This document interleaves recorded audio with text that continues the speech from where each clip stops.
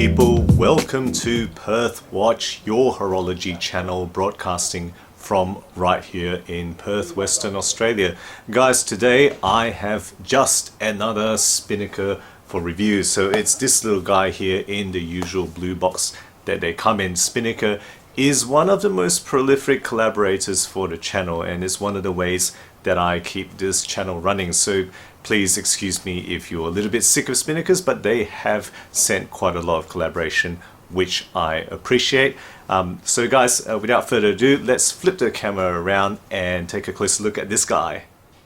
Okay guys, so here we got the box on the table, the usual packaging you've seen many times before if you follow the channel. So I've just got the extra links in there, microfiber cleaning cloth, tag, a bit of influencer guide, nothing much more than that. So just going to put that aside and show you the watch closer up. So guys, here we have the Spinnaker Amalfi automatic dive watch. The model number is SP-5074. This is sub number 33 for the orange dial. It does come in a number of other color iterations, so take a look at their website, black, blue, mixed and whatnot. The asking price for this watch as of now is 350 USD, but of course with discount codes that brings it under 300 USD or thereabouts. And of course I'll put product links and codes down the bottom of whatever I have. Okay guys, so let's open up the bracelet here and firstly talk about the movement. So the movement in here, as you may predict, is none other than the usual Seiko NH35A, which they have featured in many of their watches. Stats down the left of screen there, rated accuracy that you can see there. This one is running on the bottom end of the accepted range. It's running a bit slow at -14 seconds per day. I'm tempted to open this and regulate it myself actually. In this case, the quick set date is implemented at the 3 o'clock window there. You can see it's got a, it's on that orange dial, but it does have a black border rectangle around it, and it is actually white writing on black disc on this particular iteration here. Okay, so let's just talk about the case now. The case is a rather massive 46mm 316L steel. Okay, so the diameter is 46mm, thickness is also substantial as you might expect at 15mm. The lugs are 24mm lugs for that bracelet, and the lug to lug distance between my thumbs also substantial at 52mm, and the weight is 203 grams with those number of links that I've removed. Of course, if you have a larger wrist with more links, it's going to approach substantially higher, possibly up to 220 grams, I reckon. Okay, finishing.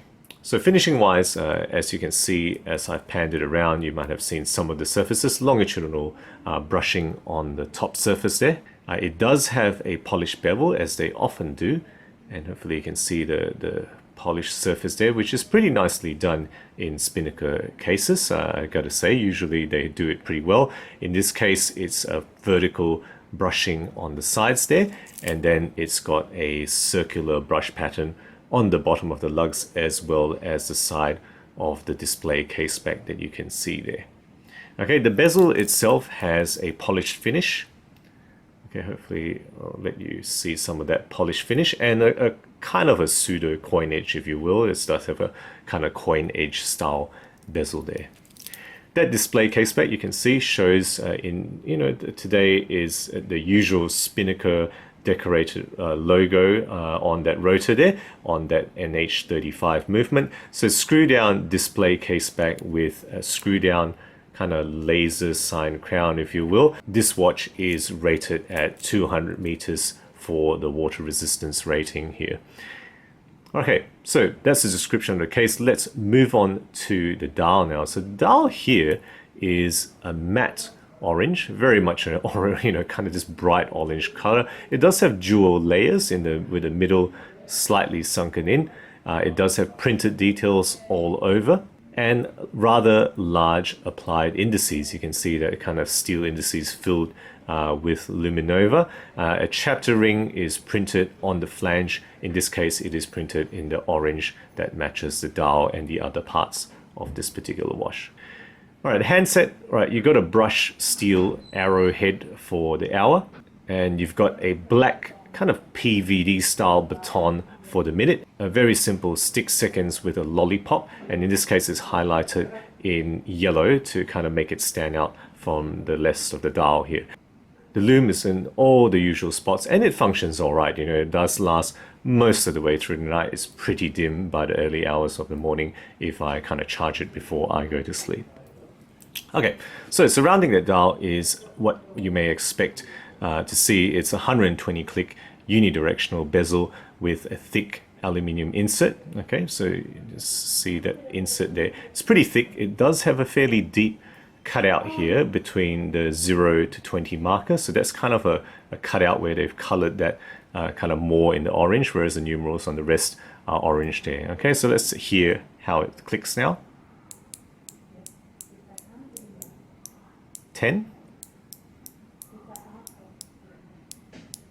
10. Okay, so 20 clicks there, so 120 clicks all the way around. Pretty well done. You know, very minimal black play, fairly firm. You know, usual, I think, Spinnaker quality bezel there. I would say this is actually implemented pretty well today. Okay, on top of the dial then is a sapphire crystal. In this case, it's a flat sapphire, not a domed sapphire. That's what they've gone with here. Bracelet wise, okay, so talking about the bracelet brush, right, longitudinal brushing there, including brushing for the side as well, 3-piece per link, kind of its own thing, you know, not really an oyster style, it's kind of its own thing. It does have solid end links that you can see there, but, you know, the usual push pins for Spinnaker, no screw links for any Spinnaker watch that I've ever seen with a bracelet. This one is a press metal clasp, right, so that you see the housing, typical push button Chinese OEM, fairly robust deploy on arms, but press metal clasp housing, and also a press metal dive extension, which I think kind of seems a bit of an afterthought here.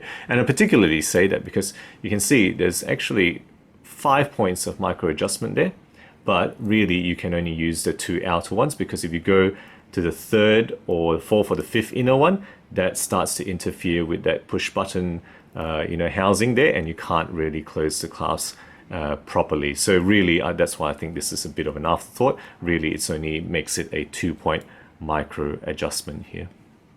Okay, so that's the watch. Let's just snap it on now for the wrist shot for you guys. So a massive 46mm watch on my 17cm wrist. Remember, the lug to lug distance is 52, and really this is too large for me. Right, that's 15mm thickness, and it will be considered too large for many other people, I know. But look, if you have a 7.5 or definitely if you have an 8-inch wrist, you should be able to carry this without any problem. Okay, so let's talk about what I particularly like about this watch. So look, I think it's an okay package overall, which is typical of Spinnaker. It's got that Japanese movement. It's got a typically good case finishing and engineering. It's got that sapphire crystal, and you're getting a 200-meter dive style watch here.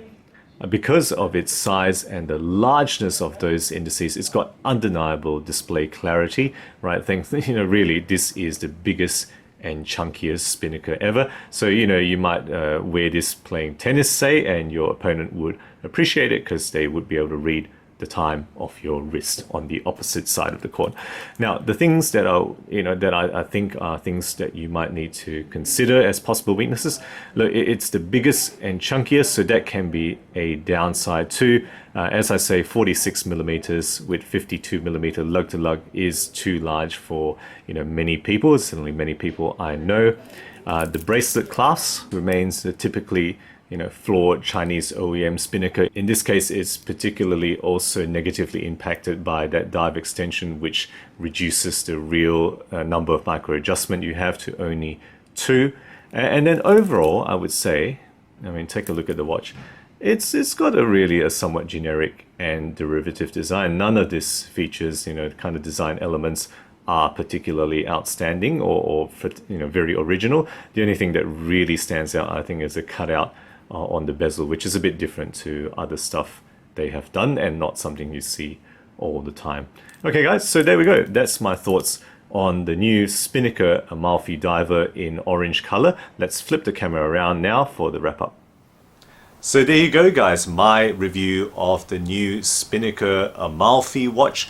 a lot of the usual Spinnaker strengths, but I gotta say some of the usual Spinnaker weaknesses as well. It is 46 millimeters, so it's too large for me and probably too large for most people. You have to have a pretty large wrist to handle it. But guys, let me know what you think about this watch in the comments below. Look forward to hearing what you think. If you enjoy my videos, do consider subscribing. I put out new content every week, always aiming to be objective and unbiased about all things horology. Thank you again for sticking with me, and as always, I'll catch you guys next time.